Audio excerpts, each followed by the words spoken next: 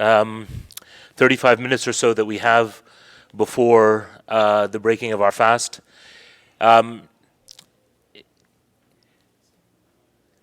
It's been a tradition that after these gatherings, as the hearts are soft and the eyes are open and the heart is open, that we ask one of our scholars to give us something, to give us some nourishment to add to what we've already received. And last week, it being the first third of the month of Ramadan, we explored the topic with Sheikh Muhammad Mendez of the difficult mercy. The times that the Rasul ﷺ was merciful, and it was difficult for him to be merciful. And yet he showed us what it means to be merciful. And tonight we changed tack a little bit. And a lot of these things we've been revisiting in some way over the course of the month of Ramadan, but it's important to continue revisiting them because they're so important in the life of our Prophet and in our faith, but important for us. And so tonight we had asked Shaykh Walead to share some reflections on the art of prophetic forgiveness. And in a way, Shaykh Walead, why we titled it The Art of Prophetic Forgiveness, is that we realize that something that is done beautifully is that beauty is achieved by the person who's doing it. But as we observe the Prophet ﷺ, we realize that everything in his life was so beautiful, balanced, that it was like art, the most beautiful kind of art, balanced and edifying and ennobling.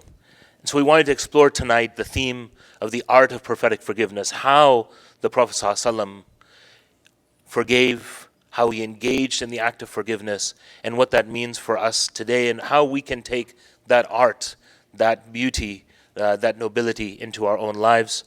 Without any further ado, Shaykh Walead Mosaad.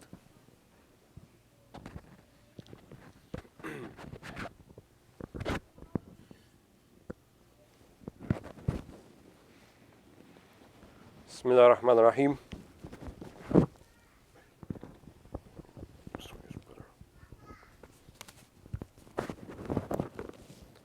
Bismillah ar-Rahman ar-Rahim. Alhamdulillahi Rabbil Alameen. Allahumma salli wa sallim ala al-mabu'ithi rahmatin lil-alameen Sayyidina Muhammad wa ala alihi wa ashabihi ajma'een wa ba'd. So they all abandoned me in my time of need, but we'll try to come up with something. So I actually like the title a lot, The Art of Prophetic Forgiveness. One of my teachers, he once told me, Khitabullahi fan, that addressing Allah subhanahu wa ta'ala is like art, right? There's a way to do it, there's a beautiful way to do it, and I think that's true for any of our engagements and interactions in life. In effect, we can make them all poetic, right? Because when we say that something is poetic, we say that it's meaningful and at the same time it's beautiful. And increasingly, people are beginning to associate our deen with something that's not beautiful. But if we look to the example of our Prophet Muhammad ﷺ, we find that all of his engagements, all of his interactions, not were just beautiful, but they defined what beauty is in terms of how we deal with one another, in terms of our relationships, and in terms of how we do another when mistakes are made. And there was no human being who ever lived or will ever live who was more forgiving than the Prophet Muhammad ﷺ. There's no human being who lived or ever lived who will be more courageous than the Prophet ﷺ, or more humble, or more merciful, or more intelligent. Any of the great virtues, every single one of them, he epitomized and defined what that virtue is and how to go about doing it. So when we talk about the Prophet ﷺ and the way that he forgave people, right? Forgiveness, I think it's even kind of, in a way, inappropriate when we talk about the Prophet Muhammad ﷺ. Because when you say you forgive someone, it means that you were injured by them to begin with. They did some harm to you, and they come and seek forgiveness, and so then you say, okay, I forgive you. But when we're talking about the Prophet ﷺ, most of the time these things wouldn't affect him in the way that he would feel that it would be necessitated that someone has to ask for forgiveness. And that's really the epitome of forgiveness, that you should never expect someone to come and ask you for that, right? To be a forgiving person, right, really is not to expect people to ask you to forgive them, right? Because if you're anticipating this and you're waiting for this, then you're not really in a mood to be forgiving. You're in a mood to have them come to you and humble themselves before you so that you may say, I forgive you. But for the Prophet ﷺ, his forgiveness was unsolicited, right? And I think one of the best forms of forgiveness is when people harm you in some way and they don't even realize it, right? And you just say, not a big deal, let it go. It's not that. For the Prophet ﷺ, I think it would not be a stretch to say that for a man like him, who, even though he was in the terrestrial realm, but his heart was in the celestial realm, every interaction of his had to be about forgiveness. Why else would he deal with people like us? Why would he deal with people who don't know his haqq, don't know his right, don't understand his maqam, his station with Allah subhanahu wa ta'ala? So every single interaction, right, you would have to think that it was some type of slight, because you can't properly praise the Prophet Muhammad sallallahu alaihi wasallam, right? You cannot actually do it in the way that's appropriate for him. So that means even when we're praising him, right, we should be seeking a type of forgiveness because we're not doing it properly. And so if his whole life, sallallahu alaihi wasallam, and all of the interactions that he had with all of those people, can you imagine those who actually transgressed and did damaging things to the Prophet sallallahu alaihi wasallam? And his forgiveness was complete, was shamil. It was mutqan, right? It was perfect. Look at Hind bint Utbah, radiyallahu anha, right? We say radiyallahu anha, even though she did one of the most distressing things you can imagine that can be done to the Prophet ﷺ. And she had arranged for the assassination of his beloved uncle, Hamza. And not only that, but she desecrated and mutilated the body on the battlefield in Uhud and ate from the liver. All this in front of the Prophet Muhammad ﷺ. But our deen is so forgiving that today, despite what she did, we say radiyallahu anha. And she is amongst the highest caliber of people. She is amongst the Sahaba, right? She has suhbah. And suhbah means that she lived and saw the Prophet ﷺ and believed in him and died in that state of belief, and that state of iman. And such was the case for her. And the Prophet ﷺ forgave her, right? And he forgave Wahshi, the one who was tasked with actually carrying out that.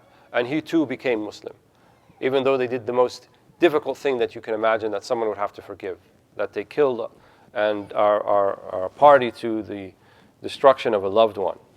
So the forgiveness of the Prophet ﷺ, like I said, is very apparent in things like this, but also it's very subtle, I think, in everyday interactions. And he was the Prophet of ummati, ummati, my ummah, my ummah. He wasn't about nafsi, he wasn't about ana, he wasn't about anything that had to do with him. But it was always about the other people. It was always about his people, right? And he was a lover of humanity. And so humanity loved him back, right? And because he was this way, here we are talking about him 1437 years later. We're talking about the Prophet ﷺ. His dhikr has been raised. We hymn his praises in dhikr, in mawlid, and in many occasions we give him salam every day in our prayers, where we say assalamu alayka ayyuhan nabi wa rahmatullahi wa barakatuh in the tashahhud, right, in the salat al-ibrahimiyya. We're always remembering the Prophet ﷺ. And so, it's like Imam al-Busiri said, that he is مبلغ العلم فيه أنه بشر وليس كالبشر. The most you can say about the Prophet ﷺ is that indeed he is a man, but not a man like other men. He is a human being, but not like other human beings. كالياقوت بين الحجر, right? Like the ruby between the rest of the rocks. And you can imagine that the Prophet ﷺ always had ample opportunity, given the choice, to be with his Lord. And when he finally completed his mission, and he was on the minbar, and he said that there's a slave of God, and he has been given the choice of remaining or fighting that which is with his Lord. And he didn't mention his name. Of all the Sahaba that were sitting there, right, and were listening, one of them understood what he meant. Right? Abu Bakr as-Siddiq, radiallahu anhu, understood exactly what he meant. And he wept because he knew exactly what that meant. That the time for the Prophet ﷺ, his mission had been completed. And when that last verse of the Quran was revealed, اليوم أكملت لكم دينكم وأتممت عليكم نعمتي ورضيت لكم الإسلام دينا. Right? Al-Itmam, Al-Ikmal. He knew what that meant, completion and perfection. What else could that mean except that the mission of the Prophet ﷺ had come to an end, at least in the earthly realm. And again, it was Abu Bakr as-Siddiq who achieved the maqam of a Siddiqiyya, who realized this. And the Prophet ﷺ not only was forgiving, he taught the Sahaba how to forgive. Right? It's one thing to be forgiving of yourself, but it's quite another to actually bring that forgiving stance, that forgiving tone to others around you. One time the Prophet ﷺ was making tawaf in Mecca, and a man came and grabbed him by the collar. And he said, Antum ya al Bani Hashim, or Bani Hashim, Antum qawmun mutil. You are people who are very slow in paying back your debts. Prophet ﷺ had borrowed something from him, and he grabbed his collar, such as they said that the collar left an imprint on the blessed neck of the Prophet ﷺ. Who was there at the same time? Sayyidina Umar. Right? And Umar became incensed at what he saw. And he said to the Prophet ﷺ, Da'ani adrib unuqah. Right? Let me smite him because of this transgression he has done against you. What did the Prophet ﷺ say? He said, go ahead, Umar, or that's wonderful ghayra and jealousy that you have ala maqam al-nubuwah, ya Umar. He could have said those things. He didn't say that. He said, ya Umar, I expected something better from you than this. Would it have not been better for you to tell me, to give me nasiha and say, and advise me to pay back my debts in a better way? And would you have not advised this person to collect his debts in a better way? Right? Many of us have this impression that Umar was this kind of very stern, powerful man, which he was. He definitely was that. But if you see the progression of Umar from where he was when he first became Muslim, right? On the night he became Muslim, what was he actually trying to do? He was trying to kill the Prophet ﷺ. He had his sword unsheathed, and he was heading for Dar al-Arqam, and he wanted to assassinate the Prophet ﷺ. But he goes in and he comes out a Muslim.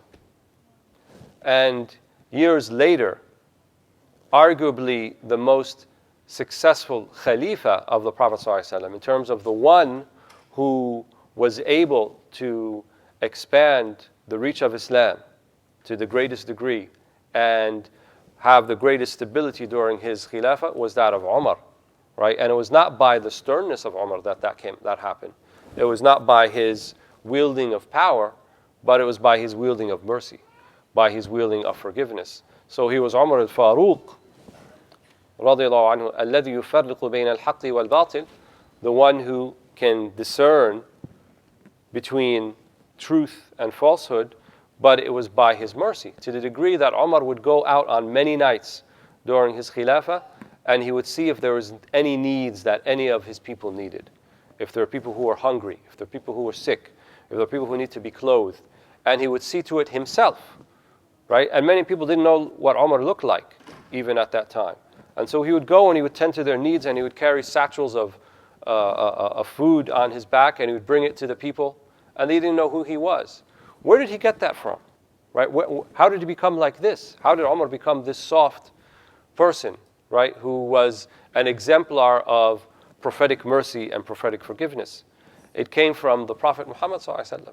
So I don't think it's a stretch to say either that all of the good that we find in the world, all of the mercy, all of the forgiveness, its masdar, its source, is none other than the Prophet Muhammad ﷺ, by his mercy.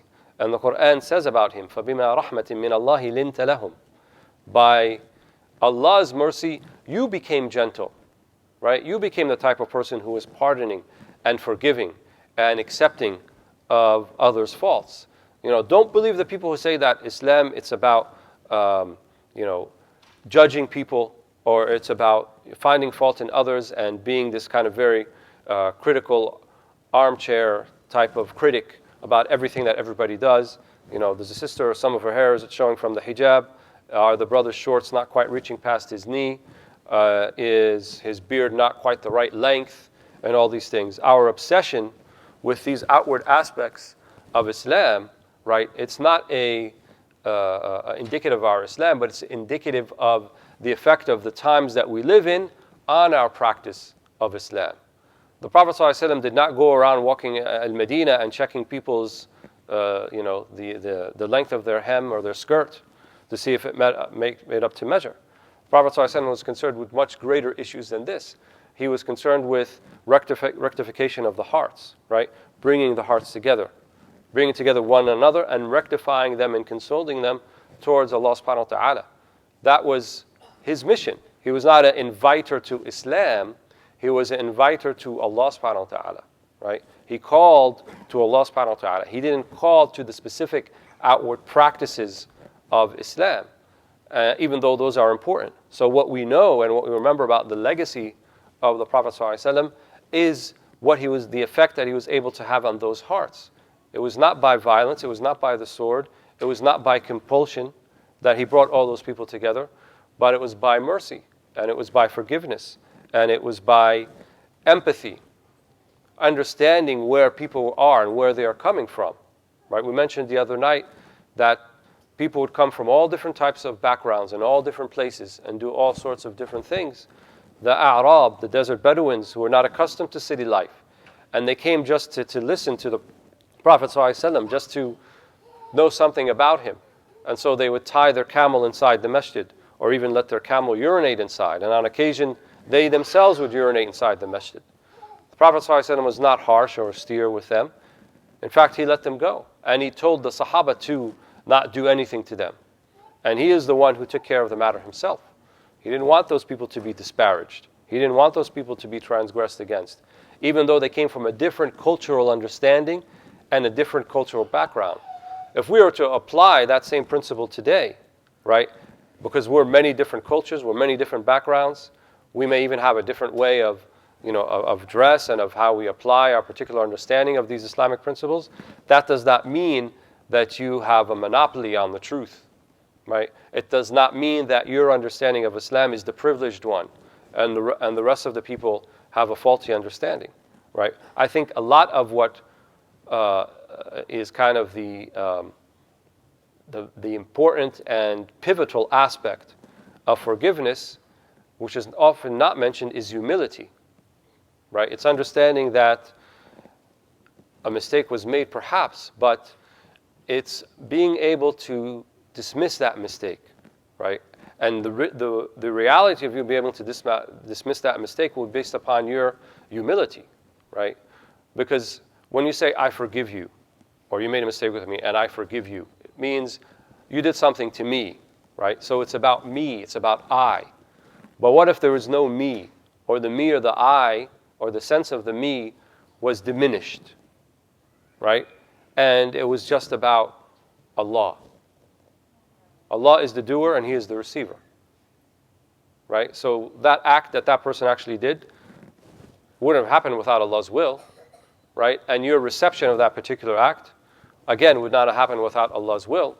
So if Allah is the doer and the receiver, then why the forgiveness, right? And at the highest levels of Tawheed, at the highest levels of Iman, you stop seeing individual actors. All you see are instruments of the divine will. Every single person, every single thing that happens to you, it's just a manifestation of the divine will. It's just a manifestation of kun fayakun, right? Bayn al-kafi wa noon. It's just be and it is, between the two letters kun, kaf and noon, and then it was. So why is it then that you have this objection or i'tirad, right? They say it's ra'ihat al-i'tirad, kariha, the scent of objection to the divine will, right? It's it's off-putting. It doesn't smell nice, right? It has a foul smell to it. Because when you insist, right, and when you have the expectation that those who have made mistakes with you, they should come to you first, right, and they should seek forgiveness from you, then it's like you have put your position in the position of al-ilah. It's like you put yourself in the position of Allah, when forgiveness should be sought from Allah subhanahu wa ta'ala, not from what your expectations towards yourself, right? And if you look to the beautiful examples of many of the Salaf, right, they were so haris, right, like the Prophet ﷺ, harisan alaykum bil mu'minina ra'ufun rahim, right? This hirs, it means that you are so insistent that any interaction that anyone has that comes with you, that they leave better than the way that they came in. Like Imam al-Nawawi, radiallahu anhu, the man who stole his kulinsawa, his hat, in the market, and he ran off with it. And Imam al-Nawawi ran after him. Not so he can catch him, right, and beat him up, or have the police, take care of him. But he said, just wait, I want to gift it to you. Right, because in the Shafi'i school, there has to be a sigha. There has to be, he has to say, اهديت لك, and he has to say قبلت, right? I give you this as a gift, and then the other one receives it. So he was going by that principle, him being one of the major ulama of the Shafi'i school. So he said, just stop. I want to give this to you, right? Not so that I can get some revenge upon you, right? So you have this type of shafaqa, or this compassion for people's deen, right? It's a lost concept today. In other words, you have the compassion to the degree أَلَّا تُفَتِّنَ النَّاسَ فِي دِينِهِمْ. You do not want to be a fitna for people in their deen. And this is a prophetic principle. The Prophet ﷺ, he made a distinction between his public practice, in terms of his ibadah, for sure, and his private practice. And he would grow concerned when people didn't make that distinction. So when Mu'adh ibn Jabal led the prayer once, and he read for a long time, an obligatory prayer, he rebuked him. He said, Ya Mu'adh, fatanan anta ya Mu'adh? Are you trying to cause fitna? The people behind you, there are the infirm, there are those who can't stand so long, there are those who have other needs, there are those who have to take care of things. So when you lead people, right, then you have to do it according to their specific need. You have to do it according to their level of ability. And people don't realize this because we live in this kind of matrix or twilight zone, whatever you want to call it. But most of our public persona, so to speak, or our outward aspects, this includes the way we dress. This includes the way we smell. Our bodily, hygiene. This includes the foods that we may eat, and then we enter into the public realm. All of those things, right, the Prophet ﷺ emphasized that it's not for you, but it's for other people. It's not for you, but for other people. You're doing it because you don't want to harm people. So why do men wear itr and perfume and things? It's not so much for you. Why do you wear clean clothing? Why do you wear nice clothing? Why do you appear in a manner that is pleasant? It's really for other people. It's not tahqiq that. It's not me being me. Right? Nowadays people dress for themselves. Right? It's like, no, I'm being me.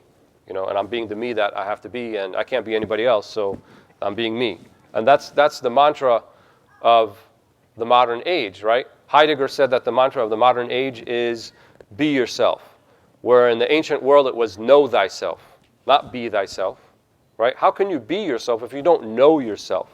So all that you're doing is you're putting something out there that you think is an image of what you want to be, but you truly don't know yourself.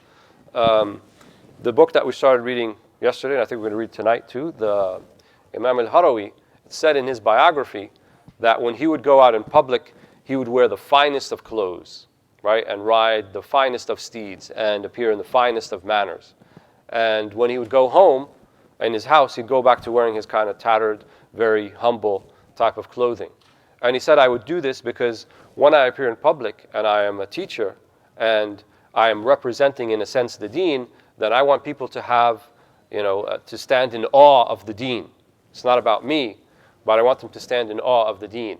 But when I'm by myself, then I could be myself, right? I go home and wear the very humble clothing that I'm more comfortable in. Whereas most people, we kind of do it the opposite. We really, think about ourselves, about when we think about others, it doesn't really enter into the equation. So I think if we were to kind of summarize this idea of forgiveness, especially prophetic forgiveness, it has to be predicated, number one, on the idea that you shouldn't expect it to begin with, right? And many of the scholars of the heart, they say that whenever you affirm yourself for something, a particular state or maqam, then you're not that thing. So if you say, I think I'm very humble, you're not humble. I think I'm very generous, then you're not generous. I think I am a salik, I am a seeker on the path to God, then you're definitely not a seeker on the path to God. Because your own ru'ya, right, your own awareness, not just awareness, but your own assertion, I should say, that you are this thing, it's a veil. It's actually an obstacle to being a seeker to God, to being humble, right? Most people, or I said people who are on this particular path, they just are and they be, right? And without asserting or attributing to themselves those things they're trying to be. And true humility is seeing yourself as nothing, right? Not seeing yourself as humble, because if you see yourself as humble, that means you see yourself as something. So it's to be unconcerned with the self and to be completely concerned with the other. And the most important other that you have is Allah subhanahu wa ta'ala. So if all of your concern, if you're completely consumed in that, who has time to worry about if this person should come and ask my pardon and ask my forgiveness, or they walk into the hub and they didn't give me salam the same way they gave to the other person. Who has time for that nonsense, right? And then you have this type of grudge that kind of grows in your heart, and you're expecting some type of acknowledgement of a mistake made, and you want people to seek your forgiveness. You should want people not to seek your forgiveness, right? You should walk into rooms, right, and say, I forgive everybody in this room for everything they've ever done to me. You should go to sleep at night with salamat al-sadr, right, with a heart that's free, that's liberated. All the grudges that you hold, all of the things that you hold against people, they're like nooses around your neck. They're like handcuffs, right? They hold you hostage and prisoner. And you're held prisoner to them until you liberate yourself, right? And one of the ways to liberate yourself is to let all of that go. Number one, to seek forgiveness from Allah subhanahu wa ta'ala. And number two, don't expect forgiveness from other people. Don't expect them to ask for that. Just let it all go. And walk into rooms and say, I forgive all of these people. Walk into rooms, right? And this is what some of the Salaf used to do, as reported by Imam al-Sha'rani, and just say, I'm going to read al-Fatiha and I'm going to have the ajr for all of these people, right? Walk into the marketplace. That's what they would do. They walk into a marketplace where people are engaged in, swearing and maybe lying and doing all sorts of, devilish things. But nevertheless, you say, I want good for these people. So I'm going to walk in there, I'm going to say, recite al-Fatiha, and I make the intention that the ajr is for all of them. And if that's your intention, they'll get it, right? That's as easy, that's as simple as it is. It's the least you can do, right? There's this, I think, powerful type of da'wah we're not availing ourselves of. We're so into the kind of the very outward forms, right, of this feeling of agency that we like to attribute to ourselves. I was doing this. I invited these people. I got him to become Muslim. When in reality, that's not how it works. Right? All you're doing is inviting. And perhaps the silent, but yet perhaps more powerful form that takes place within you. In other words, you wanting them surely and only for Allah subhanahu wa ta'ala. That was the secret, or one of the secrets of the Prophet and the early generations. They truly wanted the best for their people. Remember, he's inviting his cousins, his uncles, his aunts, his tribesmen, his clansmen. These are all people the Prophet ﷺ grew up with. These are people the Prophet ﷺ, they would call him Al-Amin, right? That they knew, and they knew him, and he knew them. So he loved them. He didn't want punishment for them. When he was, one time he had an incident that was so severe that he was just praying in Mecca at the Kaaba. And Abu Jahl came and he took some entrails of a camel and maybe even some fecal matter and stuff like this, and he threw it next to the Prophet ﷺ, perhaps on him himself. And then Fatima, his young daughter, who was maybe 8, 9 years, 10 years of age at the time, she heard about it. And she ran to the Prophet ﷺ. And while he's in sujood, she's the one who's wiping it off. Later on, they mentioned that the angel of power and of the mountains, via Jibreel told him that this is what he's willing to do, comes to him and he says that if you so desire, I can make al-Akhbashain, the two mountains, come and fall and destroy all of Quraysh for what they have done, for their transgression against you. And you would think that, if someone did that to me, I might be very tempted actually to go through with that. But the Prophet ﷺ, he said, La. He said, I am hopeful that from amongst their progeny, from those that will come after them, there will be those who will follow this way. There will be those who will believe in Allah subhanahu wa ta'ala. And it was as he said. It was as he said. He said, Arju, I am hopeful. Right? And when the Prophet ﷺ hopes for something, Allah doesn't disappoint him. Allah doesn't disappoint him. Some of them were asked, what is the most hopeful verse in the Quran? Arja ayah. Right? Some of them said, وَاتَّقُوا النَّارَ الَّتِي أُعِدَّتْ لِلْكَافِرِينَ, and have fear of the fire that has been prepared for the disbelievers. So they said this is a very hopeful ayah because it hasn't been prepared for the believers, and if I'm a believer, then that's not for me. Right? But some of them said, that's not the most hopeful verse. The most hopeful verse, وَلَسَوْفَ يُعْطِيكَ رَبُّكَ فَتَرْضَى. That surely Allah will give you and you will be pleased. And the Prophet ﷺ would be displeased with any one of us finding our way to kufr and hellfire. So this is the most hopeful ayah. Because not His mercy and His forgiveness and His love didn't extend only to the people around Him, but to the people who were coming after Him. Right? He said, اشتقت إلى إخواني ألسنا إخوانك يا رسول الله? He said, I had long and desire for my ikhwan, my brothers and sisters. And they said, ألسنا إخوانك? The Sahaba, they said, are we not your brothers and sisters? He said, no, أنتم أصحابي. You are my companions. But my brothers and sisters, they will come after you. Right? And they will have difficulties and they will not have what you have.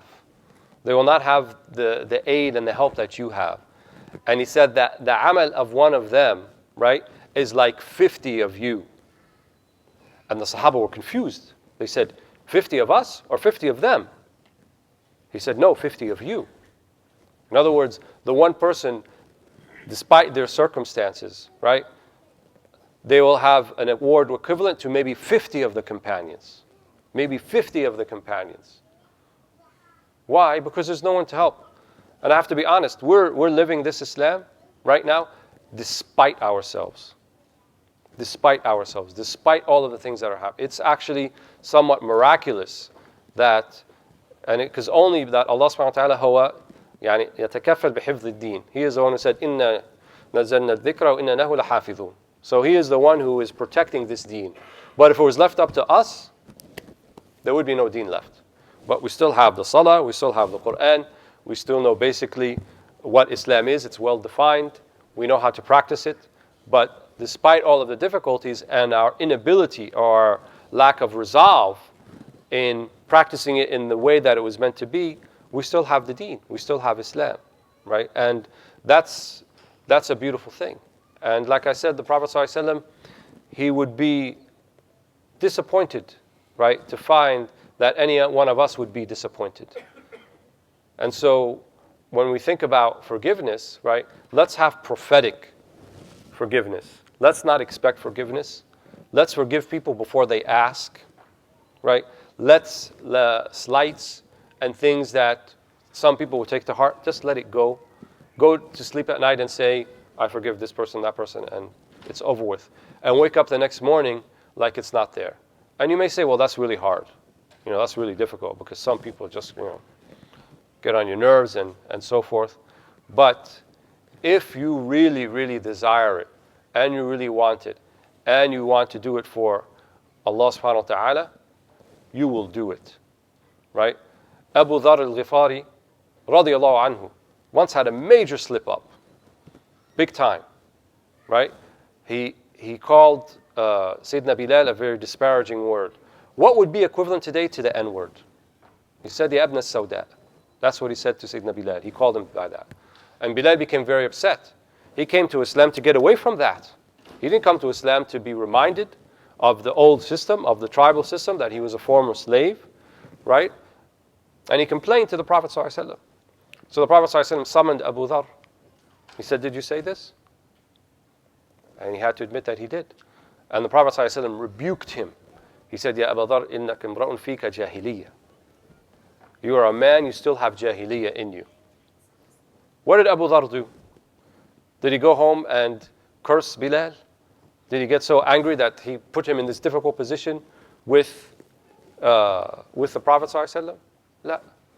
He said, Bilal, come. He put his face in the ground. He put his face in the ground. He said, Bilal, put your foot on my face. Put your foot on my face, because that is what I deserve. And that wasn't just some type of act to impress the Prophet ﷺ. He actually felt that, right? The Prophet ﷺ can in Murabbi al-A'zam. He was the greatest Murabbi. He was the greatest nurturer of souls. He could just look at you, right? Just one look and everything gets changed inside of you. One word, everything gets changed inside of you. And this is what he did with Sayyidina Abu Dhar. And this is what he did with countless number of the Sahaba. He nurtured them. He gave them exactly what their souls needed in the appropriate time, at the appropriate manner. And all of that had to be predicated on mercy and on forgiveness. And if we don't have those same attributes, right, to our family, to our friends, to our loved ones, to our colleagues, to the people that we don't know, then what claim can we have to the legacy of the prophetic mission if we don't have that, right? We're not supposed to sit here and be critics, and not supposed to sit here and just nitpick about how people are dressing and how they're speaking and, you know, how their prayers are, but we should approach every single thing with mercy in our heart, with forgiveness in our heart, with being so busy with the pleasure of Allah subhanahu wa ta'ala that we don't have time to worry about what fulan or what person said or what that person said. And you'll find that it'll be much, much easier to forgive. When you're full, when your soul is full, right, and it's working and it's thriving, all those things have very little meaning to you, right? But when you're not busy, right, the Egyptians, they have a saying, they say, al-fadi ya'mal adi, right? So someone who's not full, who's completely farig and is not busy with improving their own soul, is going to nitpick at everybody else. And so they're going to be like the judge. You didn't do this, you didn't do that, I need to do this, and so forth. And that's the opposite of forgiveness. We're not here to be qudat. We're not here to be judges. We're here to invite people, right? We're du'at. You invite people. You invite people bil-hikmah, right? Wal-maw'idhati al-hasana. That's how we invite people, with wisdom and a kind word, a good word, a beautiful word. Not with offensiveness, not with austerity, not with the severity of tongue, or lashing out with them, or giving them looks, or making them feel slighted, but rather with a modicum of mercy and, above all, mahabba and love. And I think it's time for Maghrib just about. So we'll stop here. We ask Allah subhanahu wa ta'ala to bless this gathering tonight and to accept our fasting and to accept our prayers, to accept our taraweeh, to enlighten our lives, to kindle within us the light of prophetic mercy and prophetic forgiveness, and to make iman beloved to us, and to make kufr and fusuq detestable to us, and to lift the trials and tribulations upon all our brethren, wherever they may be, wherever Allah's name is raised, and to grant us the great honor and fortune of pronouncing upon our last breath, لا إله إلا الله محمد رسول الله صلى الله عليه وسلم سبحان ربك رب العزة عما يصفون وسلام على المرسلين والحمد لله رب العالمين اللهم أكمل لنا بأسرار سورة الفاتحة